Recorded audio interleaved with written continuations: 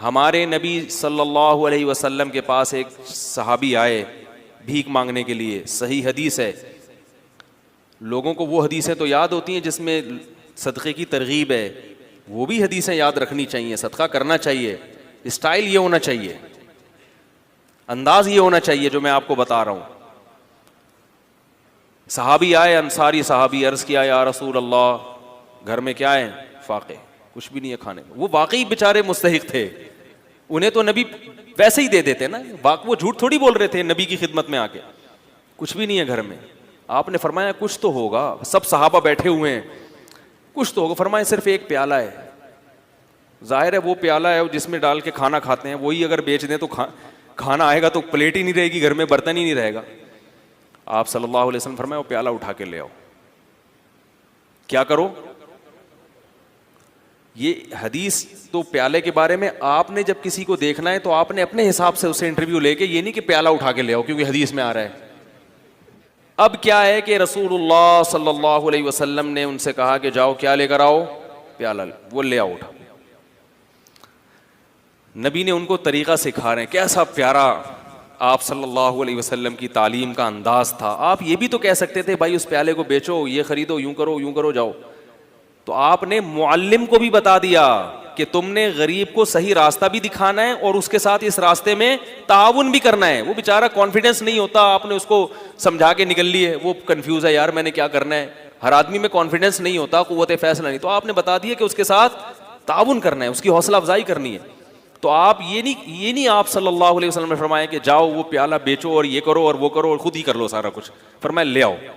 جیسے جیسے کہہ رہا ہوں نا ویسے ویسے گویا انگلی پکڑ کے چلانا سکھا رہے ہیں، بھیک سے انگلی پکڑ کے چھڑوا رہے ہیں. یہ زیادہ بڑی خدمت ہے. اگر آپ صلی اللہ علیہ وسلم ان صحابی کو کھانا دے دیتے، صدقہ دے دیتے، اگلے دن پھر آ جاتے، وہ تو کھاؤ ختم. اور تھوڑے دنوں میں کیا ہوتا؟ ان کی زوجہ بھی یہی، بچے بھی یہی کر رہے ہوتے. یہ بھیک ایسی بیماری ہے جو نسلوں میں چلتی ہے. خاندانی بھکاری ہوتے ہیں بعض لوگ، ارے ہمارے ابا بھی یہی کام کرتے تھے. ٹھیک ہے نا. تو نبی صلی اللہ علیہ وسلم نے فرمایا جاؤ پیالہ اٹھا کے لے آؤ. وہ صحابی پریشان ہے کیا ہوگا بھائی. ٹھیک ہے نبی نے کہا ہے لے آئے.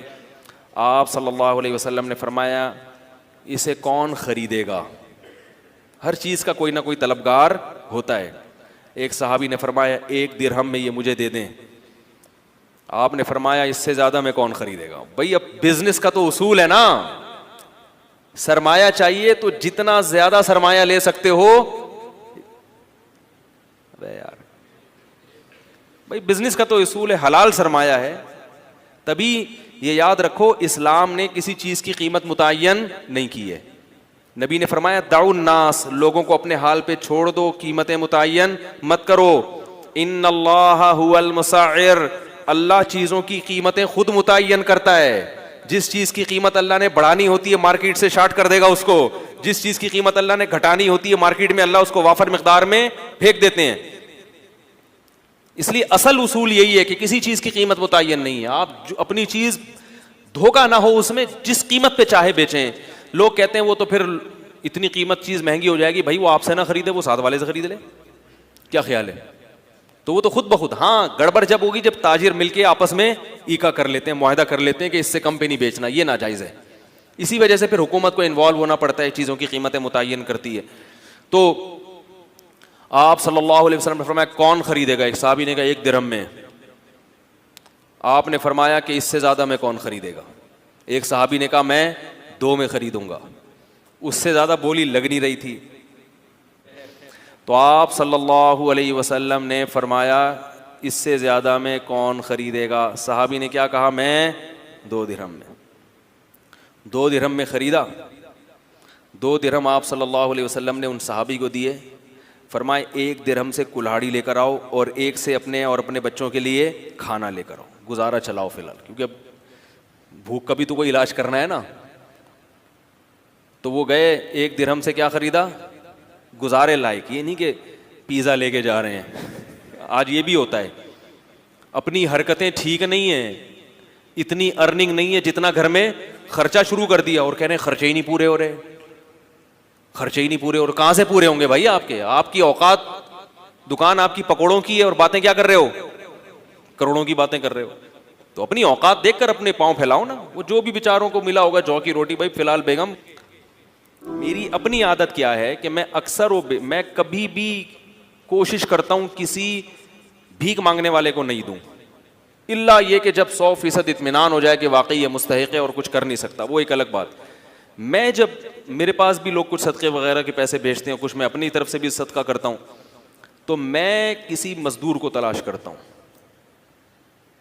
کیونکہ یہ پتا ہے کہ یہ بیچارہ اگر مالدار ہوتا تو اتنی ٹف مزدوری, بولو بھائی, نہ کر رہا ہوتا. یہ مالدار نہیں ہے تو یہ مزدوری کر رہے ہیں. نمبر 2, یہ آدمی لالچی نہیں ہے. لالچی ہوتا تو محنت گڑا تھوڑی کھود رہا ہوتا, وہ رکشا تھوڑی چلا رہا ہوتا. تو ایسے آدمی کو بغیر مانگے دے دو, اور سرسری غور کرو کہ زکوٰۃ کا مستحق ہے یا نہیں. اگر لگ رہا ہے تو زکوٰۃ بھی دے سکتے ہیں اس کو, نہیں تو صدقہ تو بہرحال, صدقے میں تو یہ کوئی قانون نہیں ہے, صدقہ تو مالدار کو بھی دیا جا سکتا ہے, تو غریب کو کیوں نہیں دیا جا سکتا؟ وہ تو اور زیادہ ثواب ہے اس میں. اور بعض دفعہ اگر میرے پاس کوئی بڑا اماؤنٹ ہو تو پھر میں کیا کرتا ہوں, میں کسی غریب سے یہ پوچھتا ہوں, جو انٹرویو لیتا ہوں نا, کہ بھائی آپ یہ کیوں کر رہے ہو, یہ کیا ہے. وہ اس کو نہیں پتا ہوتا یہ مولوی صاحب مجھے چندہ دیں گے. اگر پہلے پتا چل جائے نا تو پھر چھوڑو ہوتے ہیں. پھر آج کل یہ غریب کیا ہوتے ہیں, لمبی لمبی چھوڑنا شروع کر دیتے ہیں. کہہ رہے ہیں مجھے 2-3 کروڑ روپے مل جائے نا, پھر ایسی باتیں شروع کرتے ہیں. ان کو نہیں پتا, ویسا ہی ہے, ہیلو ہائے, اور بھائی طبیعت سیٹ انڈی والان خا ٹول مول. اگر پٹھان ہے تو تھوڑا سا پشتو مشتو ماری, پنجابی ہے تو تھوڑا سا اس میں, اور بھائی پہاڑ کی حال ہے تو ٹھیک ٹھاک ہو. اس طرح کی تھوڑی سی گلا شلنا کر کے تو تھوڑا سا اس کو مانوس کیا. اس کے بعد اس سے رپورٹ طلب کی, اور بھائی کیا کر رہے ہو, گھر بھر کیسا چل رہا ہے. تو جو عزت دار آدمی ہوتا ہے وہ پہلی دفعہ میں تو یہی کہے گا الحمدللہ اللہ کا دیا بہت کچھ ہے. اب یہ نہیں کہ ہم بھاگ گئے, اس کا مطلب ہے بندہ سفید پوش ہے, اللہ کا شکر ادا کر رہے ہیں. تو بھائی اللہ کا دیا ماشاءاللہ بہت کچھ ہے. بچے کتنے آپ کے؟ جی 2-3 درجن بچے ہیں ماشاءاللہ. ایک مثال دے رہا ہوں, ویسے ہوتے نہیں کسی کے. اور کون ہے گھر میں؟ یار ویسے ہی پوچھ رہا ہوں یار, تنخواہ کتنی ہے؟ کہنا الحمدللہ یہ دہاڑی ہو جاتی ہے. تو اس دہاڑی میں گزارا ہو جاتا ہے؟ ہاں بھائی ہو جاتا ہے. اس کا مطلب ہے کہ گزارا نہیں ہوتا, کیونکہ اس دہاڑی میں اسباب کی دنیا میں اتنے بچوں کے ساتھ گزارا نہیں ہوگا. تو بھائی اس کو لفافہ چپکے سے پکڑاؤ اور پتلی گلی سے نکل لو. اور اس سے زیادہ اچھا کام کیا ہے؟ بعض دفعہ یہ بھی میری کوشش ہوتی ہے, کبھی اس میں کامیاب ہوتا ہوں کبھی نہیں بھی ہوتا, اور کبھی یہ کوشش نہیں بھی کرتا, ٹائم ہی نہیں ہوتا. لیکن میں اس لیے آپ کو بتا رہا ہوں کہ بھائی یہ کام کریں گے تو انشاءاللہ انسانیت کی خدمت ہوگی, اپنی قوم کی خدمت ہوگی, اور اپاہج نہ بنائیں لوگوں کو. پھر میں اس سے کہتا ہوں کہ یار یہ آپ اس سے آسان کام کیوں نہیں کر لیتے؟ یا کوئی واقعی بے روزگار ہے, وہ ایسا بھی ہوا ہے, بھکاری آیا ہٹا کٹا, میں نے کہا آپ کچھ کرتے کیوں نہیں؟ کہہ رہے ہیں یار آج کل روزگار نہیں مل رہا, میں کیا کروں. میں نے کہا ٹھیک ہے آ جاؤ, ہماری مسجد میں کام ہو رہا تھا. میں نے کہا یار یہ سارا کام یہاں نمٹا دو, یہ کر لو, یہ گڈھا آپ کھود دو. آپ مجھ سے 100 روپے مانگ رہے ہو, میں آپ کو 2000 روپے دے دوں گا ایک دن کے, یا 3000 روپے دے دوں گا ایک دن کی دہاڑی. اب فوراً پتلی گلی سے نکل لیا. بھائی جب آپ ہٹے کٹے ہو, آپ کی باڈی سے لگ رہا ہے کہ آپ کدال کسی کے سر پہ بھی مار سکتے ہو, اتنی طاقت ہے. بھائی کیا کرنا ہے؟ اپاہج آدمی اللہ کو پسند نہیں ہے, اور اپاہج بنانے والے لوگ بھی اللہ کو پسند نہیں ہے.